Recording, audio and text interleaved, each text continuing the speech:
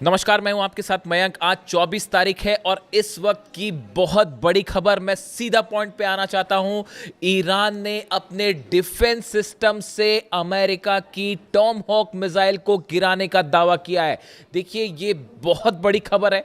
जो लोग defence industry से जुड़े हैं, जो इस बात का मतलब समझते हैं कि अगर अमेरिका की टॉमहॉक मिसाइल तबाह करता है ईरान, तो ये ईरान की इस जंग की सबसे बड़ी कामयाबी में से एक है। देखिए, ऑलरेडी अमेरिका इस बात से हैरान है, डोनाल्ड ट्रंप परेशान है, पीट हेग्सेथ हैरान है कि कैसे ईरान की जो मिसाइल्स हैं उसने पेट्रियट सिस्टम तबाह कर दिया है, थार्ड सिस्टम तबाह कर दिया है। और उसके बाद अब खबर आ रही है कि अमेरिका की टॉमहॉक मिसाइल को मार गिराया है ईरान ने। जो खबर है पहले उसकी चर्चा करें। The Islamic Revolutionary Guard Corps claims its air defence unit intercepted and destroyed a US made Tomahawk cruise missile over Khanuj in Iran Kerman province before it could reach its target. Iran ने यह दावा किया है जो केरमनशाह province है वहां पर एक टॉमहॉक मिसाइल दागी गई थी जिसे ईरान के डिफेंस सिस्टम ने तबाह कर दिया है। According to Press TV, the missile was detected, tracked and neutralised by Iran's air defence unit during ongoing US military strikes. जो खबरें ईरान में हैं, ईरान का जो प्रेस ये दावा कर रहा है कि इस मिसाइल को डिटेक्ट किया गया, डिफेंस मिसाइल फायर की गई और इसे डिस्ट्रॉय कर दिया गया हवा में। देखिए, टॉमहॉक वो मिसाइल है जो अमेरिका की सबसे डेडली क्रूज मिसाइल मानी जाती है। और जब इस तरह की खबरें आ रही थी कि यूक्रेन में टॉमहॉक मिसाइल तैनात होने वाली हैं, तो पुतिन ने जो है वो हाहाकार मचा दिया था कि अगर यहाँ पर आई तो मैं हमला कर दूंगा सीधा यूरोप पर। यहाँ तक धमकी दे दी थी उन्होंने। अब ऐसे में आप देखिए, ईरान का ये दावा है टॉमहॉक मिसाइल गिराने का। आप एक बार, अगर टॉमहॉक मिसाइल इतना अहम क्यों है ये पूरा मामला, अगर आप टॉमहॉक मिसाइल्स की जो फीचर्स हैं उस पर डिस्कशन करें। एक तो ये अपने साथ करीब 500 किलो तक का वॉरहेड लेके जा सकती है, यानी 500 किलो तक का बॉम्ब अपने साथ लेके जो है वो ट्रैवल कर सकती है। इसकी स्पीड करीब 900 किलोमीटर प्रति घंटा है, इसकी रफ्तार है। ये बेहद कम ऊंचाई पर उड़ती है, क्रूज मिसाइल है, यानी महज कुछ मीटर ऊपर ज़मीन पर उड़ती है। इसकी वजह से इसे डिटेक्ट करना, डिस्ट्रॉय करना बेहद मुश्किल होता है। इसीलिए इसे डिटेक्ट करना बहुत बड़ा चैलेंज है। और टॉमहॉक मिसाइल्स के डिटेक्ट करने के बहुत ही कम एग्जांपल्स मिलेंगे अगर आप उसको सर्च भी करेंगे तो। इसमें नेविगेशन सिस्टम है, जीपीएस है, टेरेन मैपिंग है, डिजिटल मैप है, मैचिंग, ये सब जो टेक्नोलॉजीज़ हैं, terrain counting, matching, telecom technologies, ये इसको बेहद आधुनिक बनाती है। ये अपना रास्ता बदल सकती है, अपने टारगेट को खोज के हिट कर लेगी। यानी देखिए, ये ऐसी चीज़ है टॉमहॉक मिसाइल जो सबसे एडवांस मिसाइल्स में से एक है। अमेरिका की खास तौर पर जब शॉर्ट डिस्टेंस टारगेट की बात होती है, हम अभी आईसीबीएम की बात नहीं कर रहे या बैलिस्टिक मिसाइल्स की बात नहीं कर रहे हैं, ये जो शॉर्ट रेंज मिसाइल्स है जो कम डिस्टेंस से फायर की जाती है, इसमें बहुत ही ज़्यादा ये सटीक मानी जाती है। अब देखिए, ऐसे हालात में एक तो इसको बनाने में बहुत वक्त लगता है, करीब 2 साल लग जाते हैं एक मिसाइल बनाने में, और 34 करोड़ के करीब इसका खर्चा आता है, जो इसकी जो जानकारियाँ हैं। अब देखिए, इस पे जो है, इसको डिटेक्ट करने का मतलब ये है कि ईरान के पास, देखिए, ईरान ने दरअसल पिछले, अगर आप 7 दिन की बात करें हमलों की, देखिए कभी भी कोई भी खबर को जब आप एनालाइज करते हैं तो 2 तरीके से, 2 स्तर पर होती है। एक तो पत्रकार की तरह मैंने आपको खबर बता दी साहब कि कुवैत पर हमला हो गया, वहाँ पेट्रियट तबाह हो गया, फिर जो है जॉर्डन में हमले हुए, वहाँ थार्ड सिस्टम तबाह हो गया, इस तरह की बातें।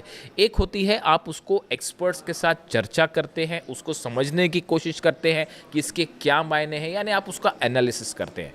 देखिए, आज एक, मैं सुबह अपना वीडियो जो मैंने डाला, सुबह वीडियो, सीरैम सिस्टम जो है अमेरिका का, वो तबाह किया गया। सीरैम सिस्टम जो कि ड्रोन्स को डिटेक्ट करने में काम आता है, लेज़र की इसमें तकनीक होती है, इस्तेमाल किया जाता है, उसको तबाह किया, ऐसा दावे ईरान के हैं। उसमें बड़े सारे कमेंट आए कि आप जो है ये नहीं बताते हो कि ईरान में कितनी तबाही हुई, आप अमेरिका की तबाही ज़्यादा क्यों बताते हो। मैं इसका एक जवाब देना चाहता हूँ। देखिए, आप अगर मीडिया को देखेंगे तो आपको बड़ी आसानी से ये डिटेल्स मिल जाएंगे कि ईरान में कहाँ हमला हुआ है, ईरान में क्या तबाह हुआ है, ये बताने वाले आपके पास बहुत सारे सोर्स हैं। लेकिन अमेरिका में कितना नुकसान हुआ है, इजराइल में, ये बताना एक तो बड़ा चैलेंजिंग काम है। देखिए, ये दावे करना बहुत ही, इसमें आपको मेहनत लगेगी, रिसर्च लगेगी, आपके सोर्सेज मजबूत होने चाहिए। तभी आप ये काम कर सकते हैं। इसीलिए हम एक कोशिश करते हैं कि आप तक वो खबर पहुंचाएं जो साधारण इजीली आप तक नहीं पहुंच पा रही है। दूसरी चीज़ ये है कि ईरान के जो हमले होते हैं अमेरिकन बेसिस पे या इजराइल में या मिडिल ईस्ट में, यहाँ से खबरें निकालना बड़ा मुश्किल हो जाता है, क्योंकि मीडिया कवरेज पर बैन लग जाती है इन देशों में कि आप जो है वो मीडिया कवर नहीं कर सकते। आप चाहे सऊदी अरब की बात कर लें, चाहे आप यूएई की बात कर लें, सब जगह निर्देश हो जाता है कि भाई इसको कवर मत करिए। इसी तरह का हाल जो है वो कुवैत में भी है, इजराइल से तस्वीरें बाहर आती नहीं है। तो इन हालात में यहाँ से खबरें निकालना बड़ा मुश्किल होता है, लेकिन उसके बावजूद हम ये कोशिश करते हैं। इसीलिए ज़्यादा खबरें ये होती हैं कि ईरान ने कितना नुकसान पहुंचाया, बात नंबर 1। बात नंबर 2, कई बार आप सिर्फ खबर ही नहीं बताते हो, आपको स्टैंड भी लेना पड़ता है कि क्या चीज़ सच है, क्या चीज़ सही है, क्या चीज़ गलत है। अगर 168 बच्चियों पर टॉमहॉक मिसाइल से हमला होगा तो उसकी आलोचना भी होगी। वो मैं सिर्फ खबर ही नहीं दूंगा, उसकी आलोचना भी करूंगा, और जितनी हो सकती है उतनी करूंगा, क्योंकि आप सिर्फ हर बार सिर्फ एक खबर देने तक सीमित नहीं रह सकते। आपको ये भी बताना होगा कि क्या चीज़ सही हो रही है। अगर बच्चे मर रहे हैं फिलिस्तीन में तो उसको बोला जाएगा कि ये जेनोसाइड है साहब। अगर छोटे छोटे बच्चे मर रहे हैं, 30,000 बच्चों को अगर फिलिस्तीन में भूखा मार दिया जाए तो वह सिर्फ खबर बताने तक कम से कम मैं तो सीमित नहीं रहूंगा। मैं ये भी बताऊंगा कि ये जेनोसाइड है और इसकी आलोचना की जानी चाहिए। ठीक है, तो ये भी बात होती है। दूसरा, आप जब खबरें निकालते हैं वो आपको पता ही है। देखिए, मैं इस बारे में कुछ नहीं कहना चाहता। ये इस वॉर के दौरान की करीब 20 से 25 खबरें ऐसी हैं जो हमने प्रिडिक्ट की और वो बिल्कुल सही हुई। जिस दिन अली खामेनी साहब पर अटैक हुआ था, इस तरह की चर्चाएं शुरू हो गई थी कि बस अब तो हार गया ईरान, अब तो हार गया ईरान। हिंदुस्तान में शायद इकलौता हमारा पॉडकास्ट है जिसमें हमने ये कहा था कि आप जंग करके देख लीजिए, ईरान कभी नहीं हारेगा। 5 महीने बाद आप कहाँ खड़े हैं देख लीजिए। हकीकत जानना चाह रहे हैं आप? थार्ड सिस्टम के ऊपर मिसाइल गिरी है, चेक कर लीजिए जाके। तस्वीरें आएंगी बाहर जब आएंगी सैटेलाइट से, ये मैं दावा कर रहा हूं आपको। थार्ड सिस्टम के ऊपर मिसाइल गिरी है। पेट्रियट सिस्टम 3 जगह तबाह हुए हैं। मुझसे कोई कह रहा था कि आप बार बार पेट्रियट, भाई साहब कुवैत में अलग पेट्रियट सिस्टम तबाह हुआ है, बहरीन में अलग तबाह हुआ है, जॉर्डन में तबाह हुआ है। जॉर्डन में तो जहां लगा था ना पेट्रियट सिस्टम, उसके ऊपर खुर्रमशहर 4 मिसाइल गिरी है। पता कर लीजिएगा जाके, अभी दावे आएंगे। 30 प्लेन पिछली बार गिरने की हमने बात कही थी, निकले 42 प्लेन्स गिर गए थे। और इस बार भी अभी बार बार हम कह रहे हैं कि जॉर्डन में बड़ा नुकसान हुआ है। F-15 एक गिरने की और एक जलने की बात आ रही है, अभी आप देखते जाइए। अभी जब इस सीनेट कमेटी बैठेगी और 6 महीने बाद बताएगी कि जॉर्डन के बेस पर क्या हुआ, कुवैत के बेस पर क्या हुआ, बहरीन के बेस पर क्या हुआ, तब पता चलेगा। लेटेस्ट जो अपडेट आ रही है कि कुवैत में जो है वो कुवैत की सेना का एक मिलिट्री का बेस है, उसके ऊपर ईरान ने हमला किया है। लेटेस्ट जानकारी बता रहा हूं मैं आपको। कुवैत में मिलिट्री बेस पर अटैक हुआ, लेकिन वो मिलिट्री बेस ऑपरेट अमेरिका कर रहा था, सैनिक अमेरिका के थे, वॉरहेड्स वहां पे जितने भी युद्ध से जुड़ी चीजें थी वो अमेरिका की थी। उसके ऊपर सीधा स्ट्राइक हुई है, मिलिट्री सेंटर के ऊपर सीधा कुवैत पे स्ट्राइक हुई है। और ईरान का दावा है बड़ी संख्या में वहां भी सोल्जर्स घायल हुए अमेरिका के। अब ये बातें कोई स्वीकार करेगा नहीं, लेकिन निकल के आती हैं, तो आपको ये सब चीजें कैलकुलेट करनी पड़ेगी कि भाई कैसे हुआ। इसीलिए ये टॉमहॉक मिसाइल वाला जो है, देखिए, अगर आपने टॉमहॉक मिसाइल मार के गिरा दी, मान लीजिए अगर ये खबर सच है जो ईरान दावे कर रहा है, ईरान के दावे जो हैं कि भाई हमने टॉमहॉक मिसाइल गिरा दी। अब अगर टॉमहॉक मिसाइल गिरा दी और अगर ये खबर सही निकल जाती है, तो आपको फिर ईरान के उन दावों को भी मारना पड़ेगा कि साहब थार्ड उड़ा दिया है और पेट्रियट उड़ा दिया है। फिर आप उसको भी मानिए। फिर आप इस बात में भी कोई आश्चर्य नहीं होगा कि वो जो कह रहा है कि भाई हैंगर्स में जो है F-15 जेट्स खड़े थे, हैंगर के ऊपर मिसाइल मारी और सब तबाह हो गए। वो धीरे धीरे सैटेलाइट तस्वीरें आनी शुरू हो गई हैं। इसीलिए इन खबरों का एनालिसिस जो है मुश्किल है थोड़ा सा। अब देखिए, ये जो अगर अमेरिका के हमलों की बात की जाए, जो अमेरिका ने स्ट्राइक्स की है पिछले 12 घंटे में, केशम आइलैंड्स पर हमले हैं, एहवाज में हमले हैं, खुजेस्तान में हमले हैं, लारक आइलैंड्स के पास हमले हैं, सिरीक पर हमले हैं, बंदर अब्बास में हमले हैं, अधिमेश्क में और ओमिदी है, ये वो इलाके हैं। करीब 15 इलाके ऐसे हैं जहां पर धमाकों की आवाज़ें हैं पिछले 12 घंटे के अंदर। तो ईरान पे तो स्ट्राइक हो ही रही है, लेकिन जब आप आ जाके सर्च करेंगे तो आपको दुनिया भर के अखबार, दुनिया भर के मीडिया आपको डिटेल बता देगी बड़ी आसानी से कि हाँ भाई, ईरान में जो इस जगह धमाके हुए, ईरान छुपाता भी नहीं उस बात को, बता देता है हाँ यहाँ हमारे हमले हुए हैं, इतने पुल तबाह हुए हैं। आपको ये बात कौन बताएगा कि जॉर्डन में कितने बेस तबाह हुए हैं अमेरिका के, कुवैत में कितने बेस तबाह हुए हैं, बहरीन में कहाँ कहाँ मिसाइल्स गिरी है, अमेज़न के डेटा सेंटर पर हमला हुआ, आज खोल के देख लीजिए पूरी खबरें क्या है। मिसाइल गिरी, उसके 15 मिनट के अंदर हमने खबर अपलोड कर ली थी, परसों का मेरा वीडियो उठा के देख लीजिए आप। अमेज़न का डेटा सेंटर हिट हुआ था 15 मिनट के अंदर, जबकि मैं तो पॉडकास्ट कर रहा हूं। और देखिए ये सब दावे सच साबित होंगे। थर्ड सिस्टम, उससे कई कमेंट्स पे सवाल उठ रहे थे कि ये कैसा हो सकता है, कैसे हो सकता है। पेट्रियट सिस्टम तबाह हुआ है, थर्ड सिस्टम तबाह हुआ है, जेट्स कई जलने की खबर है, और अब ये है ये टॉमहॉक वाले जो ये अभी दावे के लेवल पे है। इसको वेरीफाई करने में टाइम लगेगा, है या नहीं है, टाइम लगेगा, लेकिन ये दावा चूंकि है और बहुत बड़ा दावा है, तो टॉमहॉक मिसाइल को मार गिराना आसान बात नहीं है।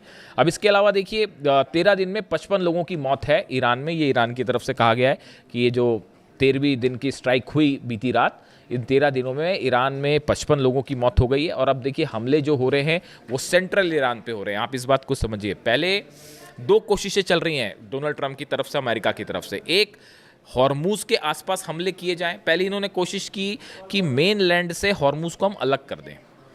11 दिन तक जो बमबारी थी उसकी कोशिश ही यही थी। ये शायद चाहते थे ग्राउंड ऑपरेशन करें, और वो एक कोशिश थी कि भाई बंदर अब्बास हो गया, केशम हो गया, लारक आइलैंड हो गया, सिरिक हो, इन सब का हम मेन लैंड ईरान से कनेक्शन तोड़ दें। इसलिए पुल तोड़ रहे थे बम गिरा के। वो पुल तोड़ दे रहे हैं, वो 6 घंटे के अंदर साहब पुल बना दिया फिर से। ऐसी भी तस्वीर आई है। बंदर अब्बास के पास एक पुल पर हमला हुआ और वो पुल गिरा, मेन कनेक्शन लाइन थी, वो जैसी गिरी उसके वो अमला वहाँ खड़ा हो गया, तुरंत जाके उसको बनाने में जुट गया।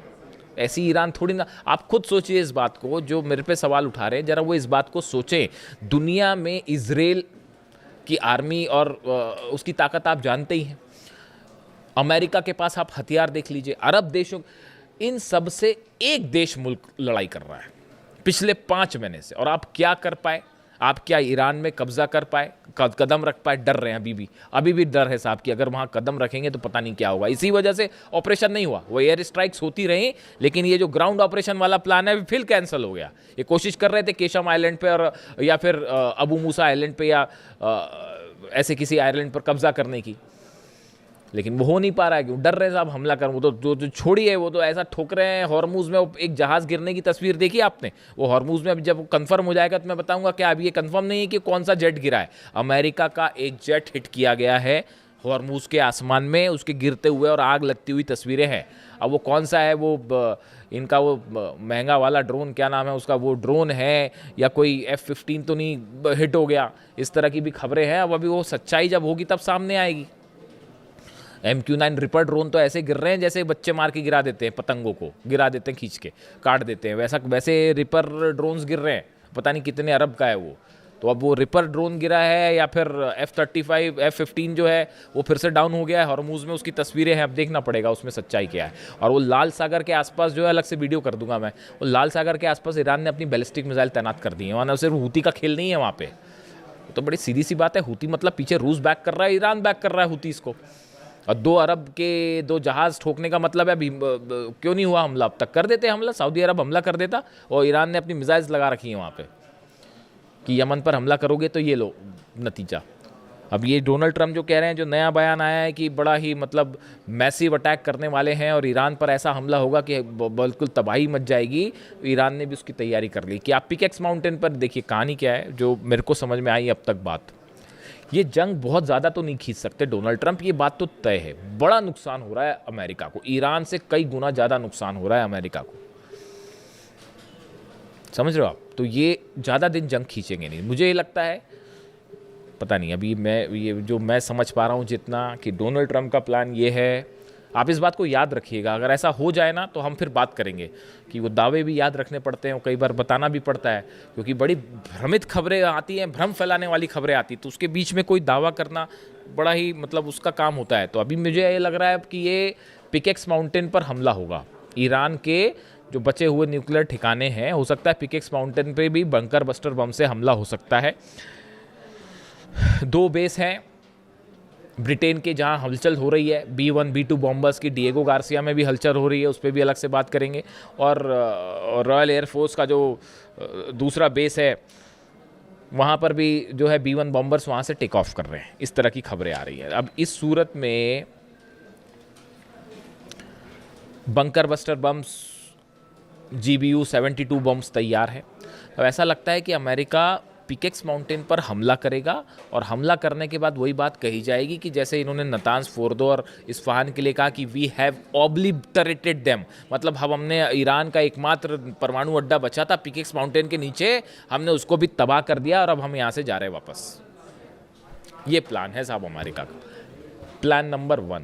और प्लान नंबर 2 है बड़ी जंग करी जाए, लंबी जंग करी जाए, लेकिन इसकी बहुत बड़ी कीमत चुकानी पड़ेगी डोनाल्ड ट्रंप को। अब वो हिम्मत कर पाएंगे नहीं कर पाएंगे वो आप जानो। ईरान तो तैयार खड़ा है, ईरान कह रहा है आप आइए हमला कर लीजिए, 2 करना है कर लीजिए।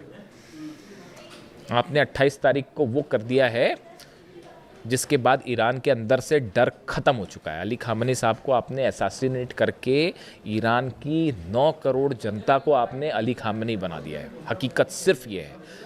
आप ईरान के लोगों के मेरे वीडियो में कमेंट्स आते हैं, जब इंटरनेट खुलता है वहाँ इलाकों में, तो वो वहाँ भी बड़ी अच्छा, ये मैं बड़ा शुक्रगुजार हूँ इस बात के लिए। मेरे पास ईरान से कमेंट आते हैं, I am so thankful for them. वो वहाँ पे ईरान में वीडियो देख रहे हैं, जो हिंदी जानते होंगे वो देख रहे हैं। एक भाई साहब का एक दिन कमेंट आया, वो तो बहुत ही बड़ी बात थी कि हम जो है वो तेहरान में आपका वीडियो देखते हैं और जो लोग फ़ारसी जानते हैं उनको उसका अर्थ समझाते हैं। ये तो बहुत ही बड़ा कॉम्प्लीमेंट था, बहुत ही बड़ी बात है। तो खैर, तो अब हालात ये है कि डोनाल्ड ट्रंप पिकेक्स माउंटेन पर हमला करने की तैयारी में, और ऐसी भी खबरें आ गई हैं कि ईरान की तरफ से बड़ी वार्निंग दे दी गई है कि अगर हमारे पिकेक्स माउंटेन पर हमला हुआ, जाग्रोस पर हमला हुआ, तो बाकी तो पता नहीं तेल अवीव नहीं बचेगा। तेल अवीव पे हम सीधा हमला करेंगे। वो ईरान ने अपनी प्लानिंग कर रखी है, और मैं आपको बताऊंगा कैसे नेटो के बेसिस पर हमला होने वाला है, यूरोप कैसे खतरे की जद में है, और कैसे जो है वो तेल अवीव से सीधा इजराइल पर हमला कर देगा ईरान, अगर पिकेक्स माउंटेन पर न्यूक्लियर सेंटर्स पर हमले होते हैं तो। लेकिन इस बीच बड़ा डेवलपमेंट ये है साहब कि अब्बास अराक्ची साहब की लावरोव से मुलाकात हुई है, रूस के विदेश मंत्री से, और चीन के विदेश मंत्री वांग यी से मुलाकात हुई है। एससीओ समिट हो रही है उसमें, और उसमें काफ़ी सारे डेवलपमेंट हैं। देखिए, बड़ी चीज़ें होती हैं जब आप डिप्लोमेसी की बात करते हैं। देखिए, जितनी लंबी जंग उतनी बड़ी ईरान की जीत, हकीकत यही है। तो अब ये रूस का क्या कहना है, चीन का क्या कहना है, ये सब चीज़ें तय करेंगी कि आगे क्या होने वाला है। लेकिन फ़िलहाल जहाँ से बात शुरू की थी कि अगर वाकई ईरान ने टॉमहॉक मिसाइल गिरा दी है, तो ये तो ईरान ने वाकई गजब कर दिया है। वीडियो कैसा लगा कमेंट करके ज़रूर बताएं। Thank you so much.